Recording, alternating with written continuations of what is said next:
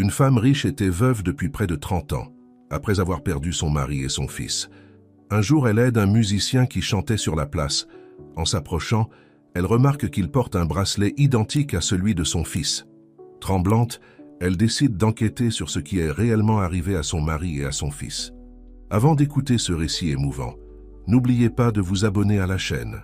Élise Dupont traversa le parc des Arts de ses pas habituels et assurés, le bruit de ses talons hauts résonnant sur les pavés. À 55 ans, elle conservait la même posture élégante qui l'avait rendue célèbre dans les cercles d'affaires parisiens. Son empire de cosmétiques naturels, construit avec détermination après la tragédie qui avait bouleversé sa vie, était aujourd'hui une référence sur le marché national. En cet après-midi d'automne, quelque chose la fit dévier de son itinéraire habituel. Une douce mélodie jouée à la guitare flottait dans l'air. Élise n'était pas du genre à s'arrêter pour écouter des musiciens de rue, mais cette musique en particulier, il y avait quelque chose de familier, quelque chose qui la ramenait à une époque lointaine lorsqu'elle chantonnait pour endormir son petit Pierre. Suivant le son, elle trouva un jeune homme assis sur un simple banc du parc. Il ne devait pas avoir plus de 25 ans, des cheveux sombres tombant sur ses yeux concentrés sur les cordes de la guitare. Un petit groupe de personnes s'était formé autour de lui, certains laissant des pièces dans son étui d'instruments ouvert. C'est alors que le détail attira son attention. Au poignet du jeune homme, bougeant doucement tandis que ses doigts glissaient sur le manche de la guitare, se trouvait un bracelet. Pas n'importe quel bracelet, mais une pièce unique qu'Élise aurait reconnue n'importe où dans le monde. Il était identique à celui qu'elle avait fait faire pour Pierre pour son dernier anniversaire, avec le dessin particulier d'une baleine entrelacée avec des notes de musique, une référence à l'amour du garçon pour la musique et sa fascination pour les géants des mers. Élise sentit ses jambes faiblir. Elle s'appuya contre un arbre proche, essayant de garder son sang-froid tandis que son esprit tourbillonnait dans un flot de possibilités. C'était impossible.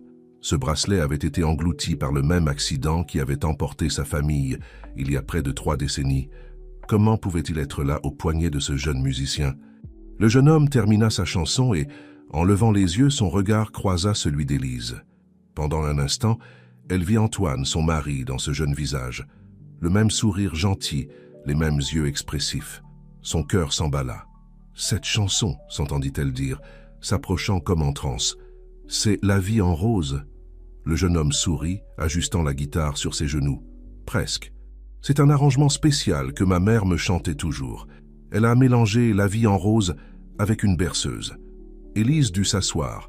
Cet arrangement, c'était exactement celui qu'elle avait créé pour Pierre, une version unique qu'elle n'avait jamais partagée avec personne d'autre que son fils. « Votre bracelet », réussit-elle à dire, pointant son poignet. « Où l'avez-vous eu ?» Le jeune homme, qui se présenta sous le nom de Mathieu, regarda le bijou avec affection. « Ah ça, c'est la seule chose que j'ai de mes parents biologiques. Ma mère adoptive, qui est infirmière, m'a dit que je l'avais quand elle m'a trouvé. Je n'ai jamais eu le courage de le vendre, même dans les moments les plus difficiles. » L'histoire commença à se dérouler comme une pelote de laine, révélant des coïncidences impossibles à ignorer. Mathieu raconta qu'il avait été élevé par Marie, une infirmière qui l'avait accueilli alors qu'il n'était qu'un bébé. Selon elle, elle l'avait trouvé dans une situation d'urgence, et comme personne ne l'avait réclamé, elle avait décidé de l'élever comme son propre fils. Élise écoutait chaque mot, le cœur battant. Ses mains tremblaient en prenant son téléphone, cherchant une vieille photo. Quand elle la trouva, elle la montra au jeune musicien. C'était le même bracelet photographié au poignet d'un petit garçon souriant de 3 ans, assis au piano. « Ce bracelet, » expliqua Élise d'une voix émue, « a été fait sur commande pour mon fils Pierre. Il est unique au monde. Le designer qui l'a créé est décédé peu après, emportant avec lui le moule original. » Mathieu regarda la photo, puis son propre bracelet, et enfin le visage d'Élise. Un silence chargé de possibilités plana entre eux, brisé seulement par les sons lointains du parc et le bruissement des feuilles dans les arbres. « J'ai toujours su que j'étais adopté, » dit doucement Mathieu, « mais je n'aurais jamais imaginé. Vous pensez que... » Élise prit une profonde inspiration, essayant de contrôler l'émotion qui menaçait de déborder. « Mathieu, il y a 27 ans, j'ai perdu mon mari et mon fils de 3 ans dans un accident. On n'a jamais retrouvé le corps de mon petit Pierre. Et maintenant, je vous trouve avec ce bracelet, jouant exactement la chanson que j'ai composée pour lui. La guitare reposait oubliée sur le banc, tandis que tous deux assimilaient l'ampleur de ce moment.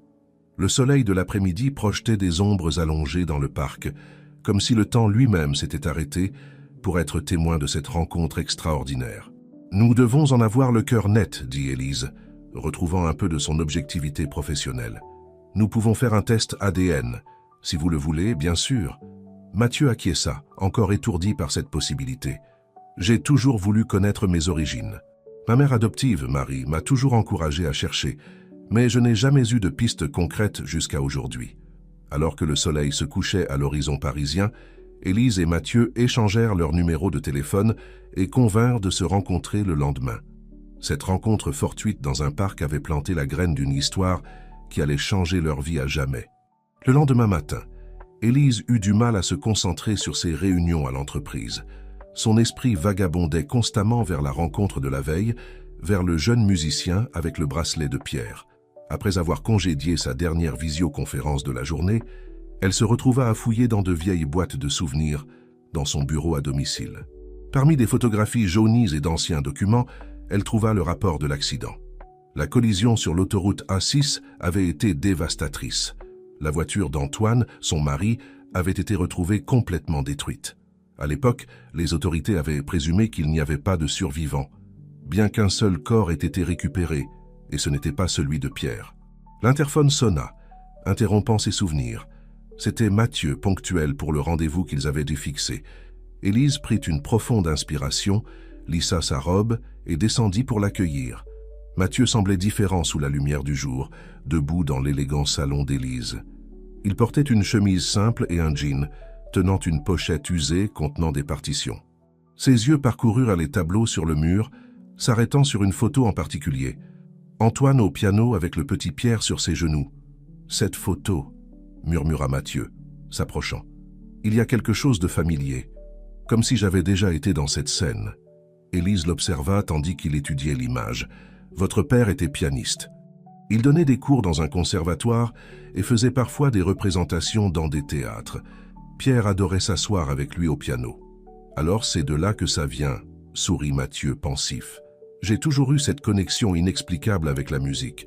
Ma mère, je veux dire Marie, a toujours dit que j'étais né avec ça dans le sang. » Élise servit du thé pour tous les deux, ses mains tremblant légèrement en tenant la tasse de porcelaine. « Parlez-moi de Marie.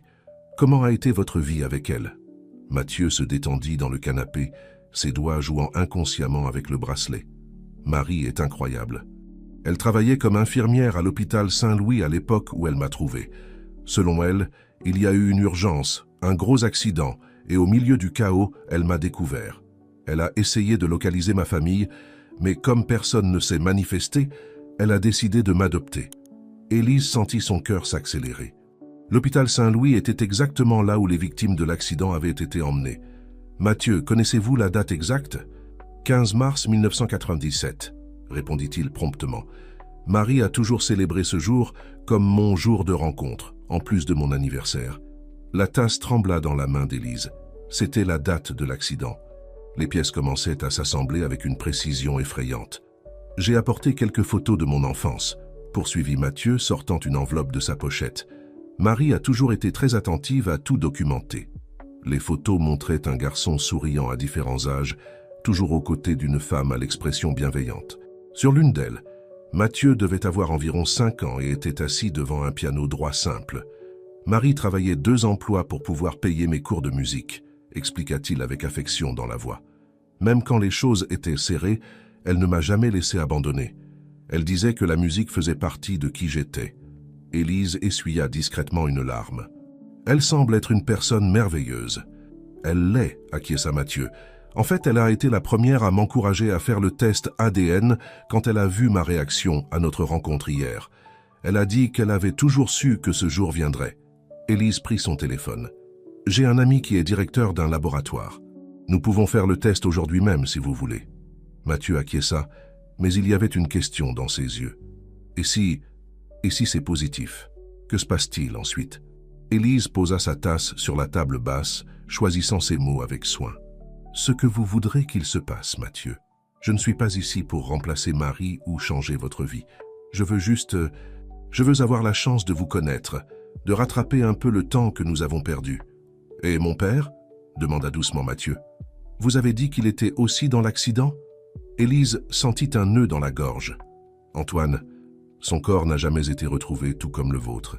À l'époque, les recherches ont duré des semaines, mais finalement, nous avons dû accepter l'inévitable. » Mathieu resta silencieux un moment, assimilant l'information. « Si j'ai survécu, il y a une possibilité qu'il ait aussi... » La question flotta dans l'air, chargée d'espoir et de peur. Élise n'avait jamais permis à cette possibilité de s'enraciner dans son esprit. Cela aurait été trop douloureux de nourrir de faux espoirs. Mais maintenant, avec Mathieu assis en face d'elle, vivant et réel alors que tout le monde le croyait perdu, les certitudes du passé commençaient à se défaire. « Commençons par confirmer votre identité, » dit Élise en se levant. Ensuite, nous pourrons commencer à chercher des réponses ensemble. » Tandis qu'il se préparait à partir pour le laboratoire, Élise observa Mathieu ranger ses partitions. Ses mouvements étaient identiques à ceux d'Antoine, la même délicatesse avec les pages de musique, le même soin méticuleux. C'était comme voir le passé et le présent se fondre devant ses yeux, ramenant un espoir qu'elle croyait avoir perdu à jamais. Le laboratoire était un bâtiment moderne au cœur du 16e arrondissement. Dr Laurent, un vieil ami d'Élise, les reçut personnellement dans son cabinet. Pendant qu'il expliquait la procédure, Élise remarqua que Mathieu gardait les doigts agités, tambourinant silencieusement sur l'accoudoir de la chaise, exactement comme Antoine le faisait quand il était nerveux. « Le résultat devrait être prêt dans 48 heures, » expliqua Dr Laurent, après avoir prélevé les échantillons. « Je vais personnellement donner la priorité à ce cas. » À la sortie du laboratoire, Mathieu semblait perdu dans ses pensées. « Je dois raconter tout ça à Marie, » dit-il finalement.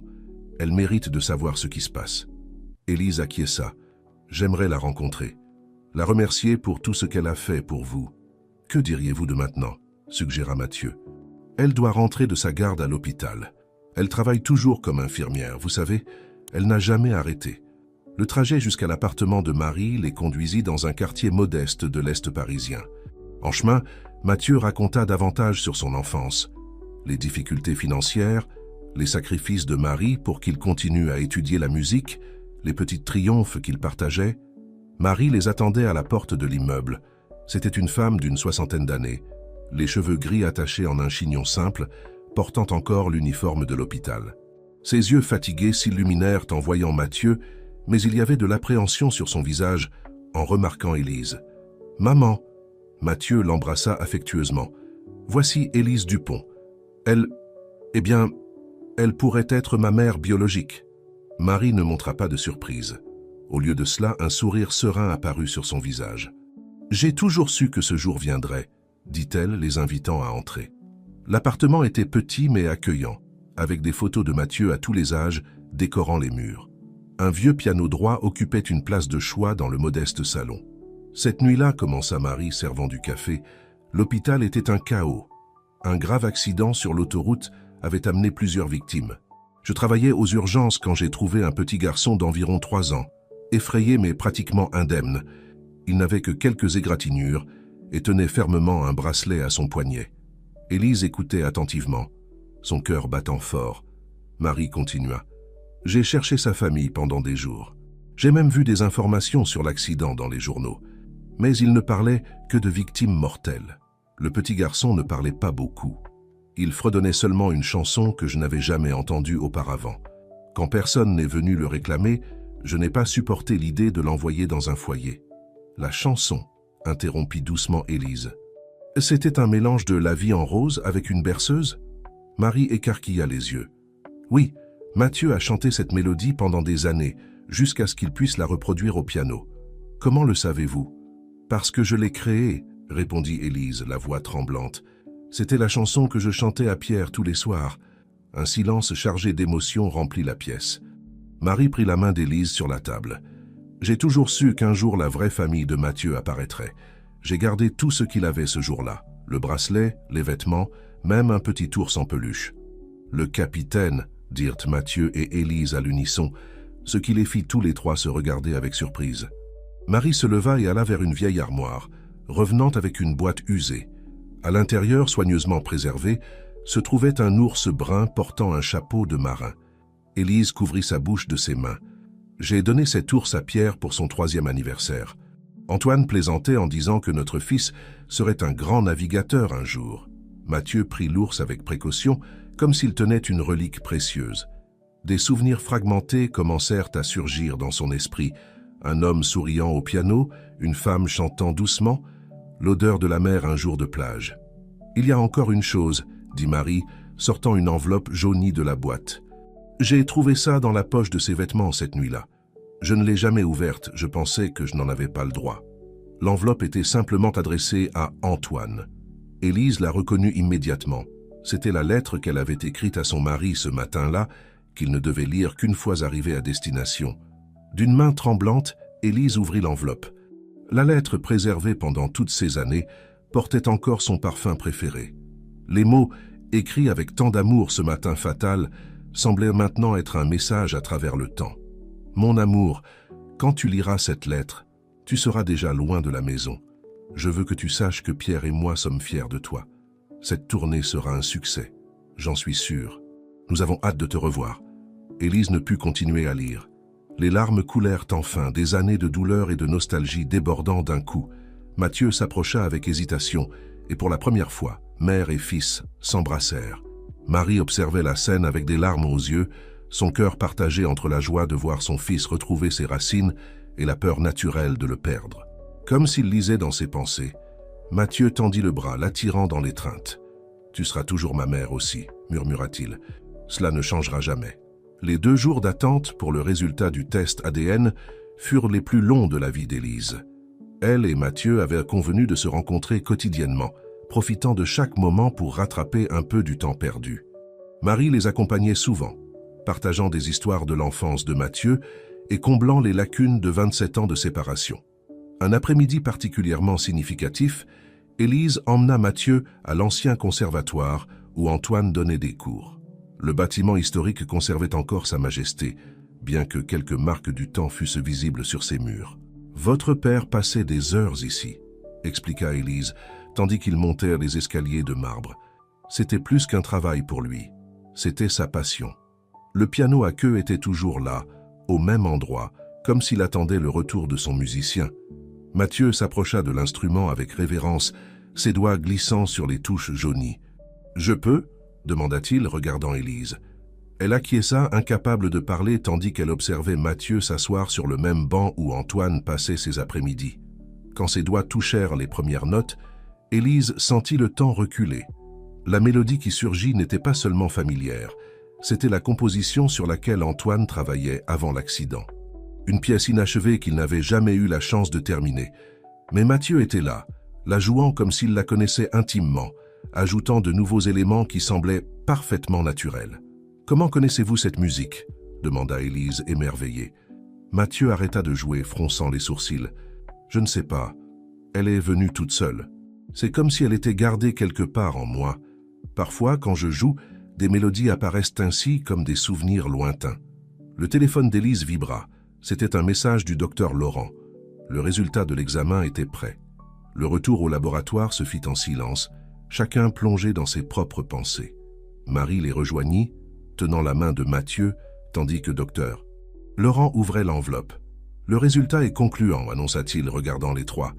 La compatibilité génétique confirme, Mathieu est, sans aucun doute, le fils biologique d'Élise Dupont. » Même s'ils s'attendaient déjà à cette confirmation, la nouvelle les frappa tous avec force. Élise et Mathieu s'embrassèrent, tandis que Marie essuyait des larmes silencieuses. « Il y a encore une chose, » poursuivit docteur Laurent, son ton professionnel s'adoucissant. « Lors de l'analyse, nous avons identifié des marqueurs génétiques spécifiques qui pourraient être très utiles si nous voulions rechercher Antoine. S'il est quelque part, ces données pourraient aider à le retrouver. La possibilité, maintenant scientifiquement fondée, qu'Antoine puisse aussi être en vie, tomba sur eux comme un coup de tonnerre par un jour clair. Élise, qui s'était forcée à accepter la perte de son mari pendant tant d'années, sentit un espoir longtemps endormi s'éveiller. « Si Mathieu a survécu, » commença-t-elle sa voix tremblante. « Nous devons le chercher, » compléta Mathieu avec détermination. « S'il y a une chance, aussi petite soit-elle. » Marie, qui jusqu'alors observait en silence, se manifesta. « À l'hôpital, cette nuit-là, il y avait beaucoup de confusion. Des patients ont été transférés vers différentes unités. Certains, dans un état grave, ont été emmenés dans d'autres hôpitaux. Peut-être que je peux aider à retrouver ces dossiers. Élise prit les mains de Marie avec gratitude. Vous avez déjà fait tellement pour notre famille, et vous continuez encore à nous aider. Nous sommes tous une famille maintenant, répondit Marie avec un doux sourire. Et les familles s'entraident. En sortant du laboratoire, ils décidèrent d'aller à l'appartement d'Élise pour commencer à organiser une recherche systématique. En chemin, Mathieu partagea une décision qu'il avait prise. « Je vais faire une pause dans mes représentations sur la place pendant un moment, dit-il. Je veux me consacrer à la recherche de mon père et aussi, je pense aussi à reprendre mes études. » « Étudier quoi ?» demanda Élise, intéressée. « La médecine, répondit Mathieu, regardant Marie avec affection. Te voir prendre soin des gens toutes ces années, maman. Et maintenant, sachant comment tu m'as sauvé, je veux pouvoir faire la même chose pour les autres. » Marie ne put contenir ses larmes de fierté, tandis qu'Élise souriait, reconnaissant chez Mathieu la même détermination qu'elle avait toujours admirée chez Antoine. Dans l'appartement, ils étalèrent sur la table du salon tous les documents et coupures de journaux qu'Élise avait gardés sur l'accident.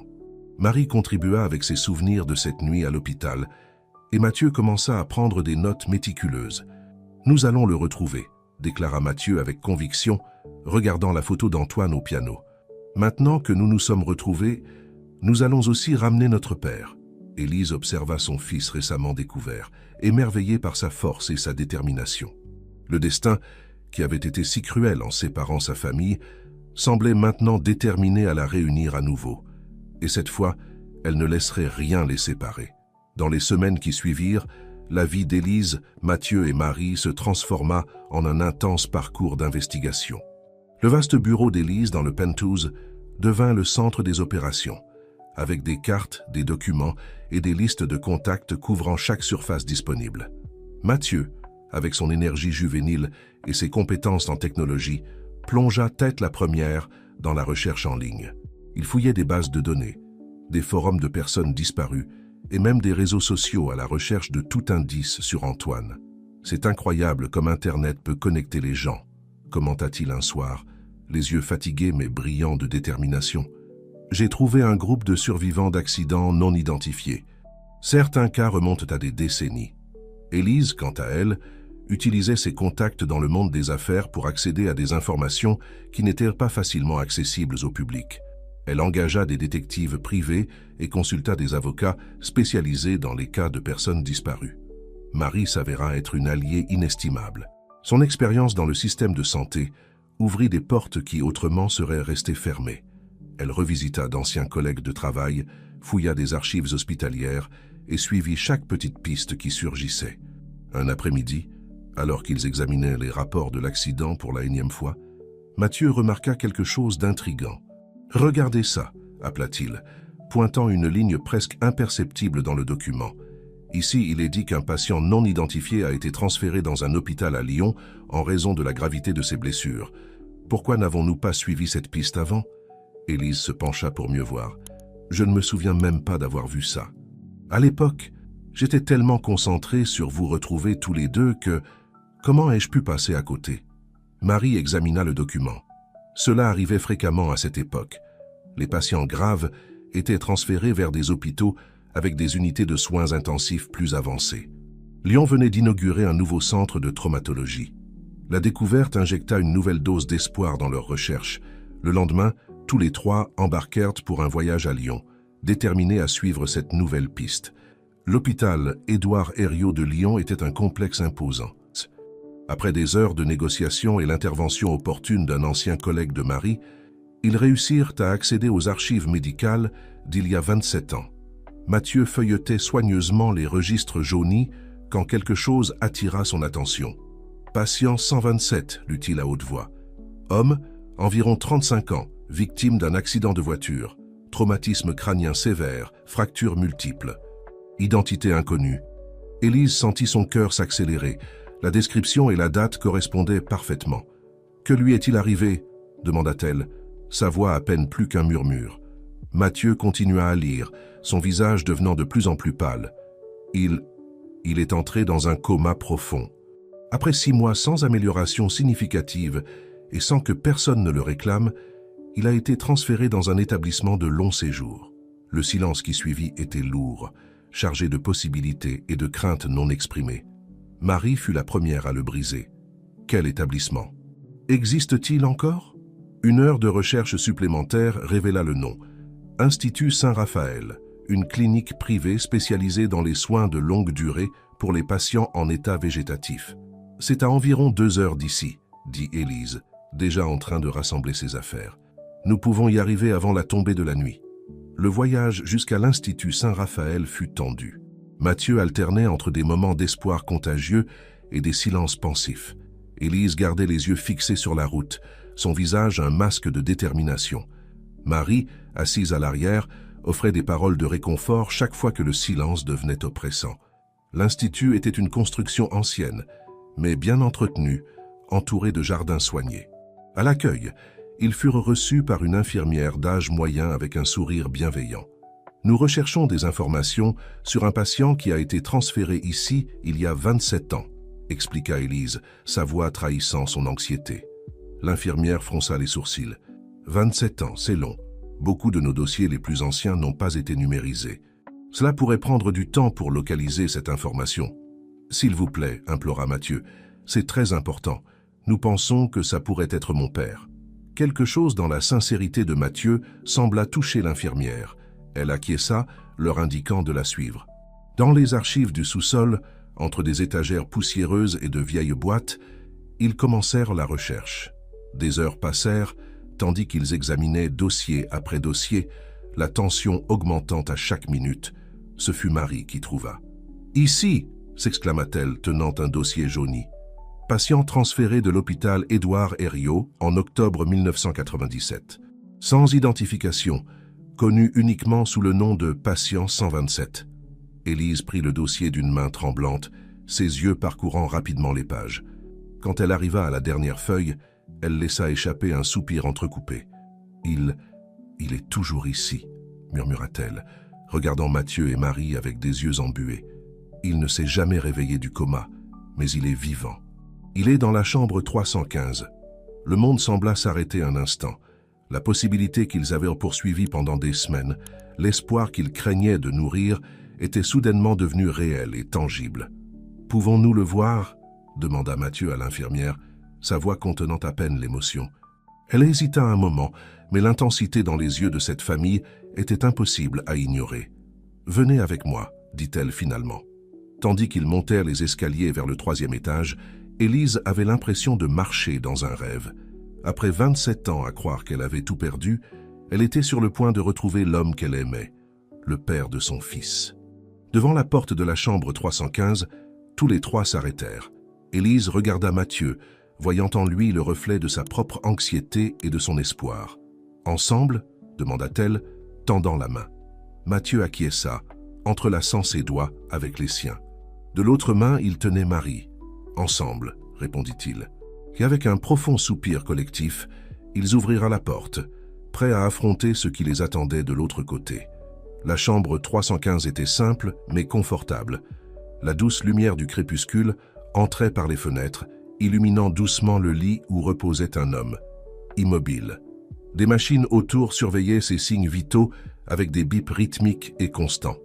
Élise fut la première à entrer, ses pas hésitants. Même après 27 ans, même avec un visage plus âgé et marqué par le temps, elle le reconnut instantanément. « Antoine !»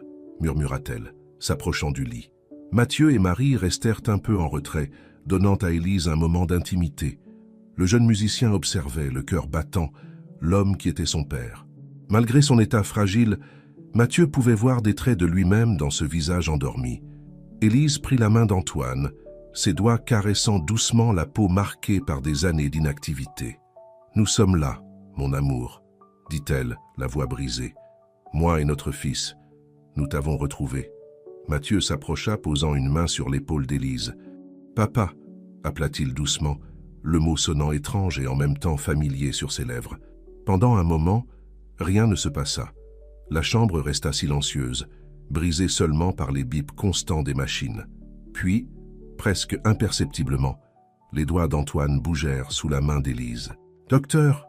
appela immédiatement Marie, son expérience d'infirmière l'alertant du changement subtil. « Nous avons besoin d'un médecin ici. » Les minutes suivantes furent un tourbillon.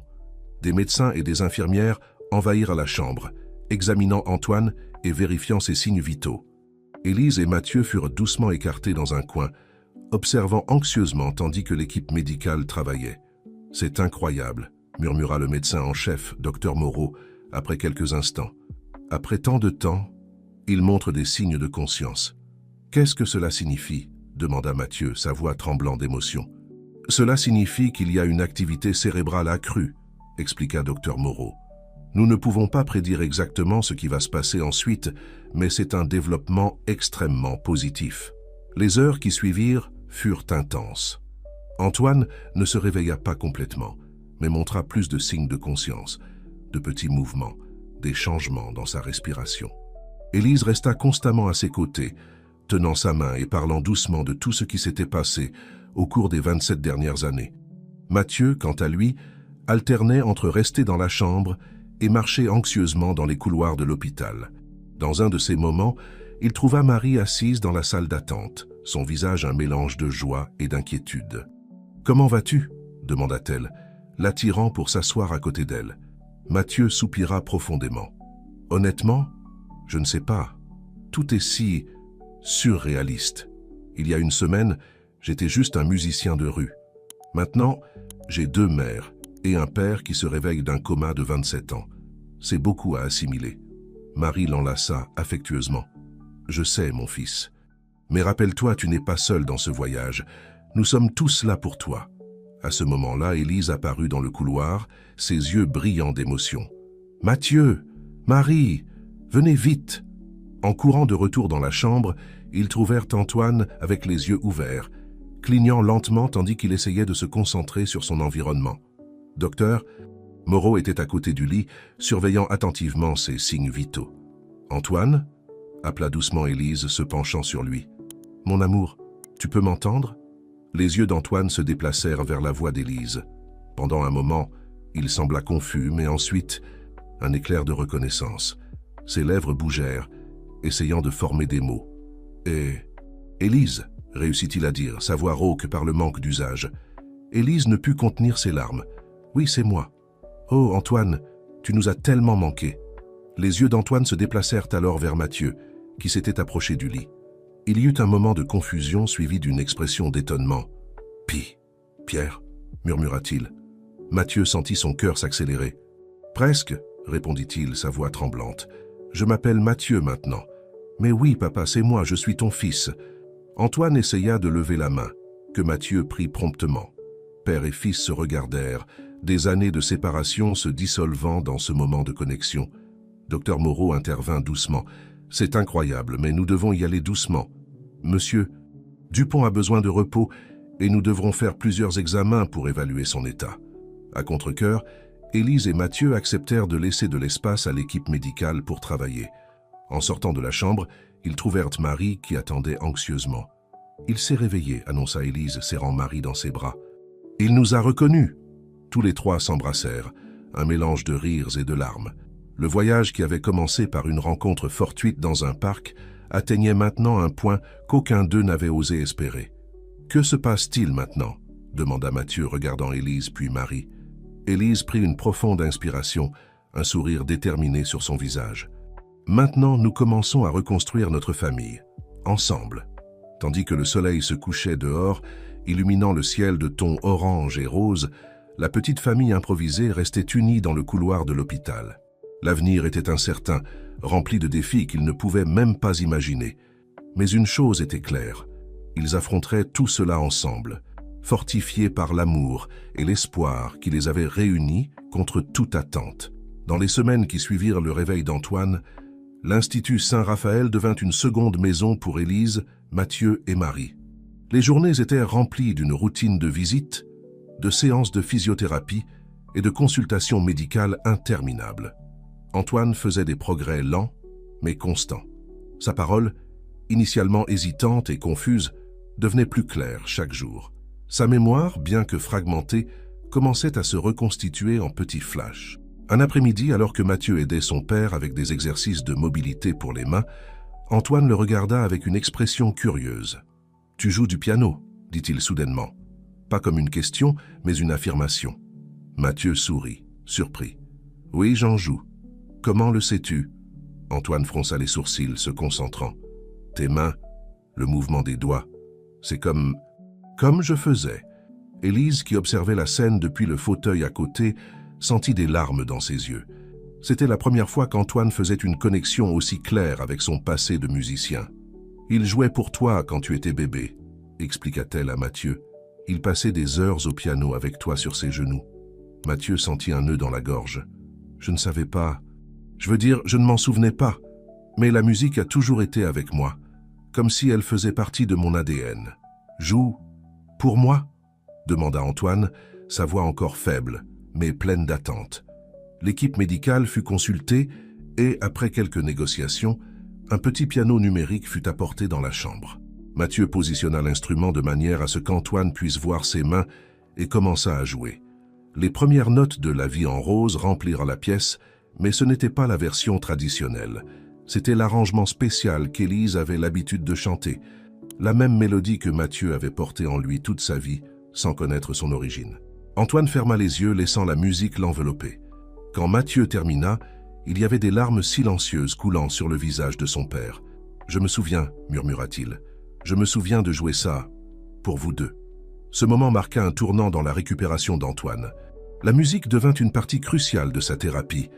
Mathieu jouant régulièrement et enseignant même à son père à bouger à nouveau ses doigts sur les touches.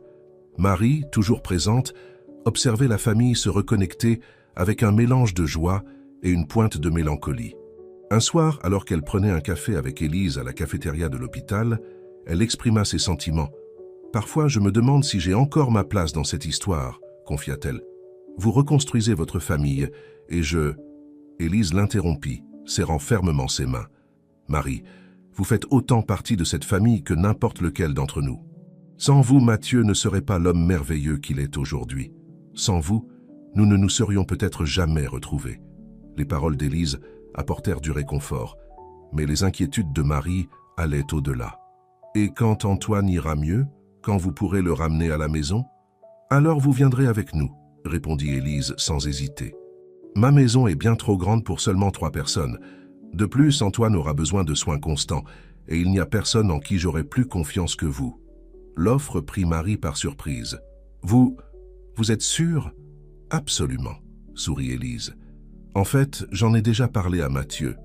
Il était ravi de cette idée. » Pendant ce temps, dans la chambre d'Antoine, Mathieu avait une conversation profonde avec son père. Profitant d'un moment de lucidité plus prolongé, il lui racontait sa vie, son enfance avec Marie, sa passion pour la musique de rue. « J'aurais aimé que tu puisses être là, » dit Mathieu, sa voix chargée d'émotion. « Mais maintenant, nous avons une seconde chance. » Antoine, encore faible mais plus alerte que les jours précédents, serra la main de son fils. « Tu es devenu un homme incroyable, Mathieu. Je suis désolé de ne pas avoir été là, mais je suis fier de toi. » Cette déclaration, simple mais puissante, frappa Mathieu comme une vague. Toute l'incertitude, toute l'anxiété qu'il avait portée sur la question de savoir si son père l'accepterait, s'il l'aimerait même après tant d'années de séparation, se dissolvèrent en cet instant. « Merci, papa, » répondit-il, la voix brisée. « J'ai toujours voulu entendre ça. » Ce soir-là, quand Élise et Marie revinrent dans la chambre, elles trouvèrent père et fils endormis. Mathieu était assis dans le fauteuil à côté du lit, sa tête reposant près de la main d'Antoine, qui était doucement posée sur les cheveux de son fils. Élise prit silencieusement une photo avec son téléphone, capturant le moment. Montrant l'image à Marie, elle murmura « Regardez, notre famille est complète maintenant. » Nous tous. Marie acquiesça, se sentant pour la première fois vraiment partie de ce noyau familial qui se formait. L'avenir était encore incertain, avec de nombreux défis à venir, mais à ce moment-là, dans cette chambre d'hôpital, il y avait un sentiment palpable d'espoir et d'amour. Tandis que les 2 femmes s'installaient pour passer une nuit de plus à l'hôpital, le son doux de la respiration d'Antoine et de Mathieu remplissait la pièce. C'était une symphonie de paix, une promesse silencieuse de jours meilleurs à venir. 3 mois s'écoulèrent depuis le réveil d'Antoine. L'automne cédait la place à l'hiver, Et avec le changement de saison, vinrent aussi de grandes transformations pour la famille nouvellement réunie. Après des semaines de thérapie intensive et de soins médicaux constants, Antoine reçut enfin son congé de l'Institut Saint-Raphaël. Le jour du départ fut marqué par un mélange d'émotions, joie, anxiété et par-dessus tout, espoir. Élise avait tout préparé méticuleusement pour le retour de son mari. Son vaste appartement en duplex avait été adapté pour accueillir Antoine, avec des rampes d'accès, des barres d'appui et tout l'équipement nécessaire à sa convalescence continue. Mathieu, désireux de contribuer, avait temporairement déménagé dans la chambre d'amis. Marie, acceptant l'invitation d'Élise, occupait maintenant l'ancien bureau, transformé en une confortable chambre. Lorsque la voiture se gara devant l'immeuble, Antoine leva les yeux, observant l'imposante structure. « C'est différent de ce dont je me souvenais », commenta-t-il, sa voix encore un peu rauque. Élise sourit, tenant sa main. « Beaucoup de choses ont changé, mon amour. Mais l'important est que nous soyons ensemble maintenant. » Mathieu et Marie aidèrent Antoine à sortir de la voiture, chacun à ses côtés, offrant leur soutien. Le portier, déjà informé de la situation, ouvrit les portes avec un sourire chaleureux. « Bienvenue chez vous, monsieur Dupont », dit-il ému. Le trajet jusqu'à l'appartement fut lent, Antoine s'arrêtant occasionnellement pour reprendre son souffle. Chaque pas, cependant, était une victoire, un témoignage de sa détermination à se rétablir. En entrant dans l'appartement, Antoine resta momentanément sans voix.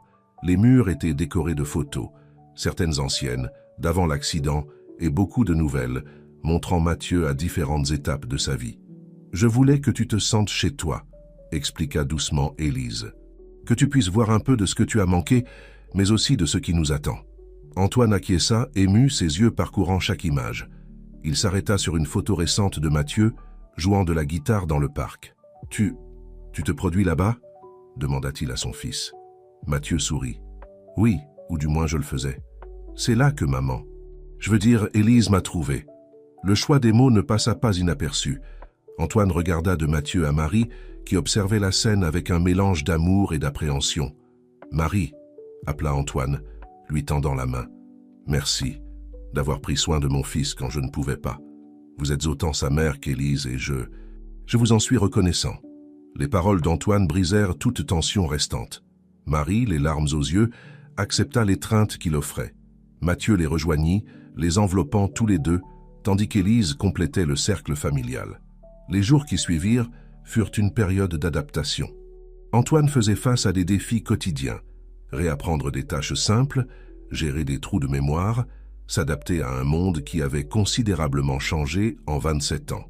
Mathieu décida de reporter temporairement ses projets d'études de médecine pour se consacrer à sa famille. Il passait des heures avec son père, jouant de la musique, racontant des histoires de son enfance et peu à peu, reconstruisant le lien que le temps avait tenté de rompre. Un après-midi, alors qu'il pratiquait des exercices de coordination motrice au piano, Antoine fit une pause, regardant pensivement son fils.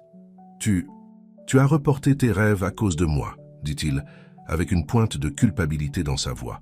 Mathieu secoua la tête en souriant. « Je ne les ai pas reportés, papa. J'ai juste changé de direction.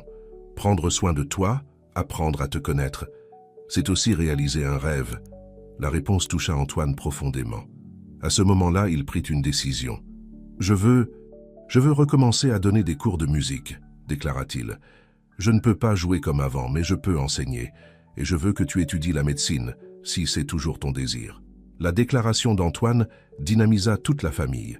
Élise, utilisant ses contacts, commença à organiser des cours particuliers de musique pour Antoine, adaptés à ses limitations actuelles. Marie, avec son expérience en soins infirmiers, aidait aux soins quotidiens et à la rééducation. Mathieu, encouragé par le soutien de tous, reprit ses études préparatoires pour le concours d'entrée en médecine. Les soirées dans le duplex étaient maintenant remplies du son d'Antoine, enseignant la théorie musicale à un petit groupe d'élèves, tandis que Mathieu se penchait sur des livres de biologie et de chimie à la table de la cuisine. Élise, observant sa famille réunie et prospère, ressentait une immense gratitude. Un soir, alors qu'ils dînaient tous ensemble, elle leva son verre pour porter un toast. « À notre famille », dit-elle, sa voix chargée d'émotion, « au lien que ni le temps ni la distance n'ont pu briser, et à l'amour qui nous a ramenés les uns aux autres. » Tous levèrent leurs verres, les yeux brillants d'émotion et d'espoir.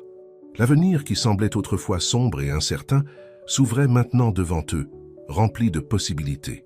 Dehors, les lumières de Paris scintillaient contre le ciel nocturne, un rappel du vaste monde plein d'opportunités qui les attendait.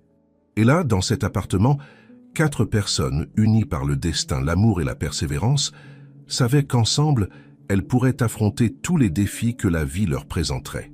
Avec l'arrivée du printemps, de nouveaux défis et opportunités se présentèrent à la famille Dupont. Antoine, bien qu'il fasse des progrès constants, connaissait encore des jours difficiles. Sa mémoire, parfois traîtresse, provoquait des moments de confusion et de frustration. Un matin particulièrement tendu, Antoine se réveilla désorienté, convaincu qu'il était encore à l'hôpital. Mathieu, qui dormait dans la chambre voisine, fut le premier à arriver quand il entendit son père appeler à l'aide. « Papa, tout va bien », essaya de le calmer Mathieu, tenant ses mains. « Tu es à la maison. Tu te souviens? Nous sommes sortis de l'hôpital il y a des mois. » Antoine regarda autour de lui, la panique dans ses yeux se dissipant lentement. « Mathieu, je n'ai pas reconnu la chambre pendant un moment. » Élise et Marie arrivèrent peu après, chacune offrant du réconfort à sa manière. Élise avec des mots doux d'amour, Marie avec son expérience pratique d'infirmière, vérifiant les signes vitaux d'Antoine et s'assurant qu'il était confortable. Après cet épisode, la famille décida de mettre en place quelques changements. Ils placèrent des photos récentes dans tout l'appartement, créèrent un grand calendrier dans le salon montrant la date du jour et les engagements de chacun et établirent une routine plus structurée pour Antoine. Mathieu, déterminé à aider davantage, commença à faire des recherches sur les techniques de stimulation cognitive. Il créa des jeux de mémoire personnalisés, utilisant des photos de la famille et des lieux significatifs pour Antoine. « On va essayer quelque chose de nouveau aujourd'hui, papa », dit Mathieu un après-midi, s'asseyant avec Antoine sur la terrasse. Il étala plusieurs cartes avec des images sur la table. Chaque carte a une paire. Voyons combien tu peux en trouver. Antoine, initialement hésitant, s'impliqua rapidement dans le jeu. À la surprise de tous, non seulement il se souvint de l'emplacement des cartes, mais il commença aussi à raconter des histoires liées à certaines des images. « Ce piano, dit-il, pointant l'une des cartes, me rappelle le jour de ton premier récital, Mathieu. Tu n'avais que 5 ans et tu étais si nerveux. » Mathieu fronça les sourcils confus. « Papa, je n'ai jamais donné de récital quand j'étais enfant. Tu dois penser à autre chose. » Un silence tendu s'installa. Antoine semblait perdu, sa confiance ébranlée. Ce fut Marie qui brisa le moment inconfortable. « Antoine, dit-elle doucement, peut-être te souviens-tu d'un souhait, quelque chose que tu imaginais faire avec Mathieu quand il grandirait. » La suggestion de Marie sembla apaiser Antoine. « Oui, ça doit être ça. Désolé, parfois il est difficile de distinguer entre les vrais souvenirs et les rêves, je suppose. » Cet incident amena la famille à une nouvelle compréhension. Les souvenirs d'Antoine n'étaient pas toujours précis, mais ils représentaient ses désirs et ses espoirs. Au lieu de le corriger constamment, ils apprirent à naviguer dans ces situations avec plus de sensibilité. Élise, inspirée par la résilience de son mari et de son fils, décida de donner une nouvelle orientation à son entreprise de cosmétiques. Elle lança une gamme de produits destinés aux personnes en convalescence, avec des emballages faciles à manipuler, et des fragrances conçues pour stimuler des souvenirs positifs. « Je veux que notre histoire aide d'autres personnes », expliqua-t-elle à la famille pendant le dîner. « Que ce que nous avons vécu puisse apporter un peu de réconfort à ceux qui font face à des défis similaires. » L'idée fut accueillie avec enthousiasme, en particulier par Marie, qui offrit son expérience en soins pour aider au développement des produits. Mathieu, quant à lui, poursuivait ses études pour le concours d'entrée en médecine, maintenant avec un objectif renouvelé. Ses expériences avec son père avaient solidifié son désir de se spécialiser en neurologie et en réadaptation. Un soir, alors qu'il étudiait dans le salon, Mathieu fut surpris par Antoine, qui s'approcha silencieusement avec son déambulateur. « Fils », appela doucement Antoine, « puis-je voir ce que tu étudies ?» Mathieu sourit, montrant son livre d'anatomie. « J'apprends le fonctionnement du cerveau, papa. C'est fascinant comme il fonctionne, comment il s'adapte. » Antoine écouta attentivement, tandis que Mathieu expliquait, ses yeux brillants de fierté. « Tu sais, dit-il après un moment, quand j'étais jeune, avant la musique, j'avais pensé devenir médecin aussi. »« Vraiment ?» demanda Mathieu surpris. « Tu ne m'en avais jamais parlé. » Antoine sourit, un peu mélancolique. Il y a beaucoup de choses que je n'ai pas encore racontées, mais nous avons le temps maintenant, n'est-ce pas, pour partager ces histoires. Ce moment marqua le début d'une nouvelle tradition.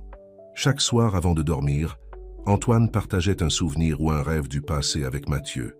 Certaines histoires étaient claires et vivantes, d'autres nébuleuses et possiblement mélangées à l'imagination. Mais chacune d'entre elles était un cadeau, une pièce du puzzle qu'était Antoine, que Mathieu collectionnait précieusement. À mesure que le printemps avançait, apportant un renouveau à la ville, la famille Dupont trouvait sa propre renaissance. Chaque défi relevé, chaque moment de confusion ou de frustration était contrebalancé par de petites victoires et des découvertes précieuses. Un après-midi, alors qu'ils étaient tous réunis dans le salon, Antoine surprit tout le monde en jouant, sans avertissement, les premiers accords de La Vie en rose au piano. Ce n'était pas parfait, ses doigts luttaient encore avec la coordination, mais la mélodie était reconnaissable.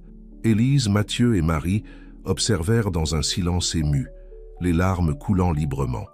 Quand Antoine termina, se retournant avec un sourire timide, il fut accueilli par une étreinte collective, un moment de pure joie et de triomphe. C'était un puissant rappel que, malgré les obstacles, la musique de leur vie continuait à jouer, plus riche et plus belle grâce aux harmonies qu'ils avaient retrouvées les uns dans les autres. L'hiver arriva à Paris, apportant avec lui non seulement le froid, mais aussi une vague de réflexion et de découverte pour la famille Dupont. Avec Antoine faisant des progrès constants dans sa récupération, Élise décida qu'il était temps d'affronter une tâche qu'elle avait repoussée depuis longtemps: organiser l'ancien studio de musique de son mari. La pièce, située à l'étage inférieur du duplex, était restée pratiquement intacte depuis l'accident. Élise y entrait rarement, l'espace étant trop chargé de souvenirs et de rêves interrompus. « Tu es sûr de vouloir faire ça maintenant ?» demanda doucement Marie, observant Élise hésiter devant la porte fermée. Élise acquiesça, déterminée. « Il est temps. Antoine est plus fort maintenant, et je pense que revisiter le passé peut l'aider à se reconnecter avec qui il était, avec qui il est toujours. » Mathieu, qui était à côté d'elle, posa sa main sur l'épaule de sa mère en signe de soutien. « Nous pouvons le faire ensemble, » proposa-t-il. Avec un profond soupir, Élise tourna la clé et ouvrit la porte. L'odeur de renfermé et de vieux papier les frappa immédiatement. La lumière qui entrait par les fentes des rideaux poussiéreux révélait une scène figée dans le temps. Un piano à queue couvert, des étagères pleines de partitions, un vieux canapé en cuir et, sur une table dans le coin, un tourne-disque ancien. Mathieu fut le premier à entrer, ses yeux parcourant l'environnement avec un mélange de curiosité et de révérence. Il s'approcha du piano, passant délicatement ses doigts sur la couverture. « Je peux ?» demanda-t-il, regardant Élise. Elle acquiesça, émue. Mathieu retira soigneusement la housse, révélant l'instrument que son père avait tant aimé. Les touches, jaunies par le temps, brillaient encore sous la fine couche de poussière. « Ton père passait des heures ici », commenta Élise, sa voix chargée de nostalgie. « Parfois, je me réveillais au milieu de la nuit et je le trouvais en train de composer, complètement absorbé par sa musique. » Tandis qu'Élise et Mathieu explorèrent le piano, Marie se dirigea vers les étagères, examinant les partitions et les livres. C'est alors qu'elle remarqua quelque chose d'étrange. « Élise !» appela-t-elle. « Viens voir ça !» Au fond de l'une des étagères, partiellement cachée par d'autres livres, se trouvait une petite boîte en bois sculptée. Élise la reconnut immédiatement, son visage pâlissant. « La boîte à souvenirs d'Antoine !» murmura-t-elle. « Je pensais qu'elle avait été perdue dans l'accident. » D'une main tremblante, Élise ouvrit la boîte. À l'intérieur, ils trouvèrent une collection de petits trésors, des billets de concert, une alliance de mariage, de vieilles photos et, étonnamment, une clé USB. « Qu'est-ce que c'est ?» demanda Mathieu, curieux. Élise secoua la tête, confuse. « Je ne sais pas. Antoine gardait toujours des choses spéciales ici, mais je ne me souviens pas de cette clé USB. » Poussés par la curiosité, ils décidèrent de vérifier le contenu du dispositif.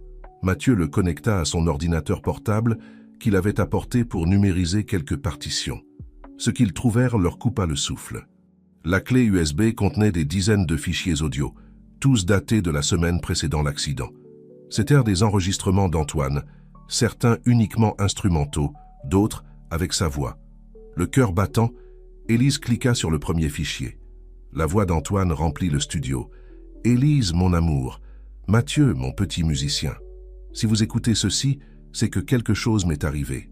J'enregistre ces musiques et ces messages comme un cadeau, un héritage pour vous. » Les larmes coulaient librement sur les visages d'Élise et de Mathieu.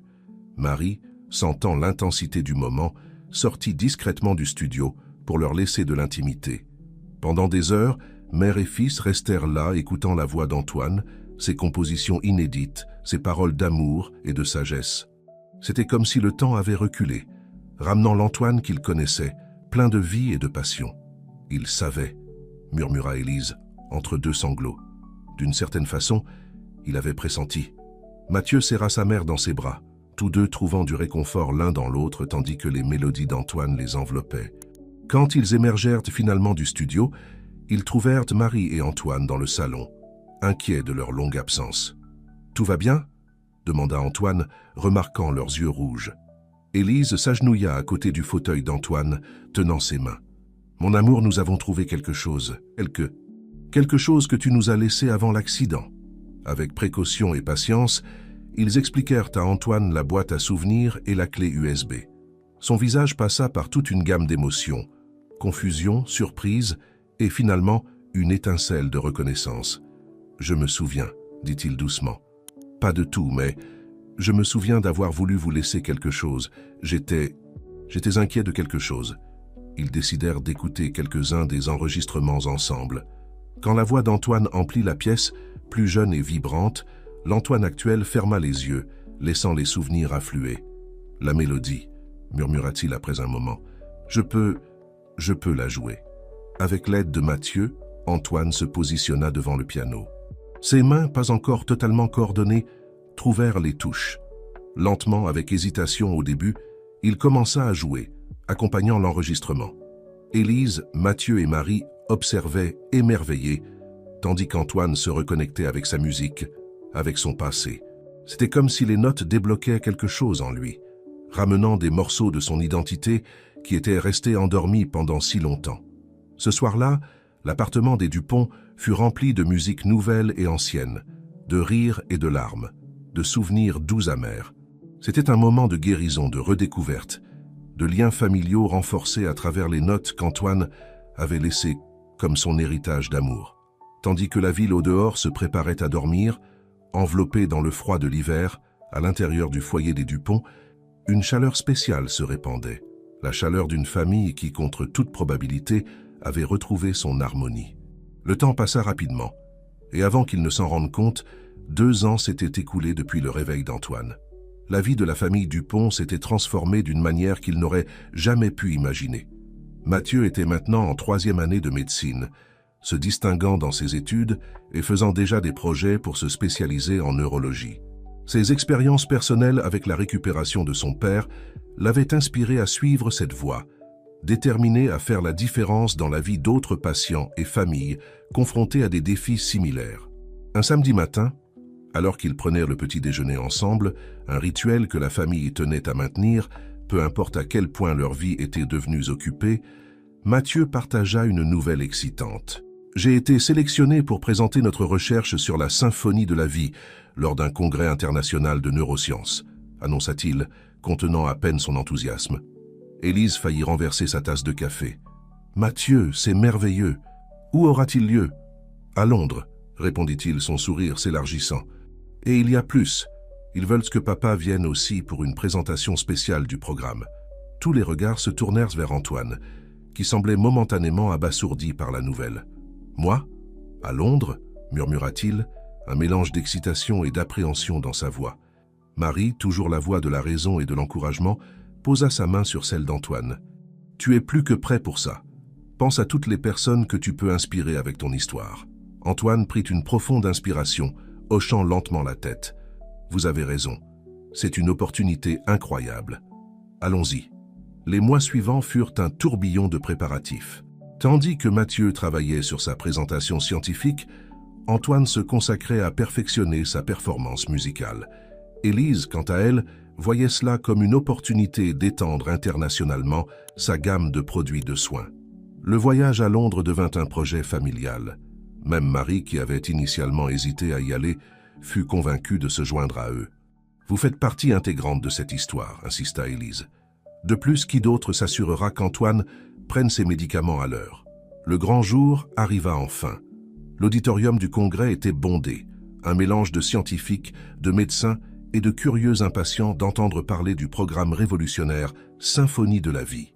Mathieu monta sur scène en premier, sa présentation étant un parfait mélange de données scientifiques rigoureuses et d'anecdotes personnelles émouvantes. Il parla de neuroplasticité, du pouvoir de la musique dans la récupération cérébrale et de la façon dont l'amour et le soutien familial étaient des composantes cruciales dans le processus de guérison. Lorsqu'il termina, il fut accueilli par une ovation debout, mais le moment le plus attendu était encore à venir. Antoine fut annoncé et un silence expectatif tomba sur l'auditorium. Il marcha jusqu'au piano, au centre de la scène, ses pas lents mais fermes. Pendant un moment, il resta immobile, regardant le public. Puis ses yeux rencontrèrent ceux de sa famille au premier rang, et toute nervosité se dissipa. Ses mains touchèrent à les touches, et la musique qui en surgit était à couper le souffle. C'était le quatuor de la Renaissance, mais étendu, évolué. Chaque note racontait une histoire de perte, de lutte, d'amour et de triomphe. Le public assistait, hypnotisé, beaucoup avec des larmes aux yeux, à la transformation d'un homme à travers la musique. À la fin de la représentation, l'auditorium explosa en applaudissements.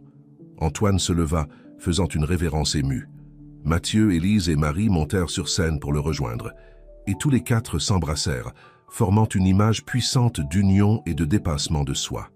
Dans les jours qui suivirent le congrès, la famille Dupont fut inondée d'invitations, pour des conférences, des collaborations de recherche et même un contrat de livre pour raconter leur histoire inspirante. Un soir, alors qu'ils se promenaient le long de la Tamise, réfléchissant aux événements des derniers jours, Antoine s'arrêta soudainement. « Vous savez, dit-il, regardant sa famille, il y a quelques années, j'étais perdu dans l'obscurité, sans souvenir, sans identité. Maintenant, je suis ici, de l'autre côté du monde, ayant joué pour des centaines de personnes, notre histoire inspirant des milliers d'autres. » Élise prit sa main, souriant à travers ses larmes. « Et ce n'est que le début, mon amour. » Mathieu ajouta, « Pensez à toutes les vies que nous pouvons toucher, toutes les familles que nous pouvons aider avec ce que nous avons appris. » Marie, toujours pragmatique, mais avec une lueur d'émotion dans les yeux, dit « Eh bien, on dirait que nous avons beaucoup de travail qui nous attend quand nous rentrerons à la maison. » La famille rit, le son de leur joie résonnant sur les eaux de la Tamise. Là, sous le ciel étoilé de Londres, ils savaient qu'ils étaient au seuil d'un nouveau chapitre passionnant de leur vie. La symphonie de la vie avait commencé comme un projet de guérison personnelle, mais se transformait maintenant en un mouvement global. Et au centre de tout cela se trouvait cette famille extraordinaire, unie par l'amour forgé dans l'adversité et déterminée à répandre l'espoir et la guérison à travers le pouvoir transformateur de la musique et de l'amour inconditionnel. Tandis qu'ils retournaient à l'hôtel main dans la main, ils savaient que peu importait ce que l'avenir leur réservait, ils l'affronteraient ensemble, leur propre symphonie vivante, toujours en évolution, toujours en harmonie. 5 ans s'écoulèrent depuis le voyage transformateur à Londres. La vie de la famille Dupont s'était étendue d'une manière qu'ils avaient à peine pu imaginer cette nuit-là, au bord de la Tamise. Le programme Symphonie de la vie était maintenant reconnu internationalement, avec des centres dans divers pays à travers le monde. Antoine, autrefois un patient luttant pour retrouver son identité, était maintenant un conférencier recherché, parcourant le globe pour partager son histoire et inspirer les autres à ne pas abandonner, peu importe à quel point le chemin semblait difficile. Mathieu, fraîchement diplômé en médecine et au début de son internat en neurologie, partageait son temps entre l'hôpital et la recherche, cherchant toujours de nouvelles façons d'intégrer la musique et la science dans le traitement des patients neurologiques. Élise avait étendu son entreprise à une fondation internationale, axée non seulement sur les produits de soins, mais aussi sur la recherche et le soutien aux familles confrontées à des défis médicaux. Son travail avait été reconnu par de nombreux prix humanitaires. Marie, maintenant avec un diplôme de 3e cycle en thérapies intégratives, coordonnait le programme de formation pour les soignants de la Symphonie de la vie, son expérience personnelle et professionnelle étant un phare d'espoir pour beaucoup. Par un dimanche ensoleillé, la famille se réunit pour un déjeuner spécial. C'était le 60e anniversaire d'Antoine, une date qu'il craignait, il y a des années, de ne jamais célébrer ensemble. L'appartement était plein de vie, avec des amis, des collègues et des membres de la famille réunis pour fêter l'événement. L'arôme de plats préférés remplissait l'air, se mêlant au son des rires et des conversations animées. Au centre du salon, un nouveau piano à queue brillait, un cadeau commun de la famille pour Antoine. Quand vint le moment du toast, tous se rassemblèrent autour de l'instrument. Antoine se leva, regardant avec amour les personnes qui l'entouraient. « Il y a quelques années, commença-t-il, sa voix ferme et émue, je me suis réveillé dans un monde que je ne reconnaissais pas, dans un corps qui ne semblait pas être le mien. Mais grâce à l'amour inlassable de cette famille extraordinaire, non seulement j'ai retrouvé qui j'étais, mais j'ai découvert une version encore meilleure de moi-même. » Il fit une pause, ses yeux rencontrant ceux d'Élise, Mathieu et Marie. « Vous trois êtes les notes fondamentales de ma vie, la base sur laquelle toute cette belle symphonie a été construite. » Antoine se tourna ensuite vers les invités. « Et vous tous, nos amis, collègues, et les innombrables personnes que nous avons rencontrées dans notre parcours, vous êtes les harmonies, les contrepoints, les variations qui rendent cette musique de la vie si riche et si belle. » Avec un sourire, il s'assit au piano. « Ceci est une nouvelle composition, quelque chose sur lequel j'ai travaillé en secret. Elle s'appelle Symphonie infinie, parce que notre histoire, notre musique continue d'évoluer et de grandir. Quand ses doigts touchèrent les touches, la mélodie qui en surgit était à couper le souffle. C'était une pièce complexe et émouvante, incorporant des éléments de toutes les phases de sa vie. Il y avait des échos de ses anciennes compositions, mêlés aux thèmes qu'il avait créés pendant sa convalescence, et de nouvelles progressions qui parlaient d'espoir et de possibilités futures. Au fur et à mesure que la musique se développait, Élise, Mathieu et Marie se joignirent à lui, chacun ajoutant son propre instrument à la performance. Élise au violon, Mathieu à la guitare, et Marie, surprenant tout le monde, à la flûte à bec. Ce qui avait commencé comme un solo se transforma en un quatuor magnifiquement harmonieux, une métaphore musicale parfaite de leur voyage ensemble. Les invités regardèrent dans un silence respectueux, beaucoup avec des larmes aux yeux, témoins non seulement d'une performance musicale, mais de la célébration d'une famille qui avait affronté l'impensable et en était sortie plus forte et plus unie. Lorsque la dernière note s'estompa dans l'air, il y eut un moment de silence stupéfait avant que la salle n'explose en applaudissements. Antoine se leva, embrassant sa famille, tous les quatre unis dans une étreinte émue. À ce moment-là, ils savaient que peu importe ce que l'avenir leur réservait, ils continueraient à créer leur musique ensemble. Leur symphonie d'amour, d'espoir et de guérison continuerait à jouer, inspirant et transformant des vies à travers le monde. Tandis que la fête se poursuivait autour d'eux, Antoine regarda sa famille et sourit. « Notre musique, dit-il doucement, n'aura jamais de fin. Elle continuera à résonner, touchant les cœurs et guérissant les âmes, bien au-delà de nos vies. » Élise, Mathieu et Marie acquiescèrent, leur cœur rempli d'amour et de gratitude. Ils avaient commencé ce voyage comme des étrangers, réunis par le destin, et maintenant ils étaient une famille dans le sens le plus vrai et le plus profond du terme. Dehors, le soleil se couchait sur Paris, peignant le ciel de teintes oranges et roses. Dans l'appartement des Dupont, la musique continuait, la musique de leur vie, de leur amour, de leur extraordinaire voyage ensemble. Une symphonie infinie, toujours en évolution, toujours en harmonie, résonnant à travers le temps et l'espace, touchant des vies et inspirant l'espoir partout où elle était entendue.